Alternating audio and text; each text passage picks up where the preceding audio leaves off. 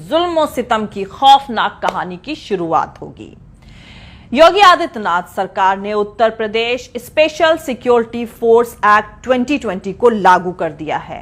इसके तहत Uttar Pradesh special security force UPSSF को बिल्ड किया गया है, उसको बनाया गया है।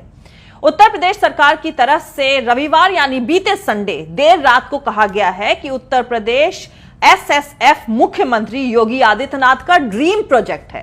योगी जी के इस ड्रीम प्रोजेक्ट की सबसे अहम बात यह है कि इस फोर्स के पास वारंट के बिना ही तलाशी लेने का हक होगा और इस फोर्स का कोई भी मेंबर किसी मजिस्ट्रेट के ऑर्डर और किसी वारंट के बिना ही किसी भी इंसान को गिरफ्तार कर सकता है।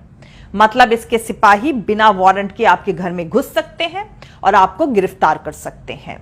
और दूसरा, उनके इस एक्शन पर अदालत बिना सरकार की मंजूरी के रोक भी नहीं लगा सकती।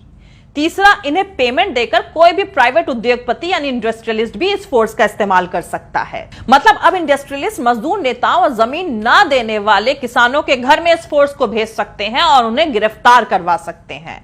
और इन बेचारे किसान और मजदूरों को बचाने के लिए अदालत बीच में नहीं आएगी।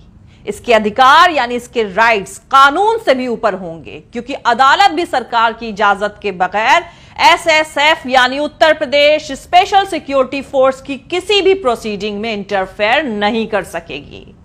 जरा सोचिए, अब आपको उत्तर प्रदेश में स्पेशल सिक्योरिटी फोर्स के लोग किसी वारंट के बिना, किसी रिकॉर्ड के बगैर अरेस्ट करेंगे तो उनको आपको रिहा करने की जरूरत भी नहीं पड़ेगी, क्योंकि वो तो साफ साफ कहा जा सकता है ना कि भैया हमने तो गिरफ्तार ही नहीं किया।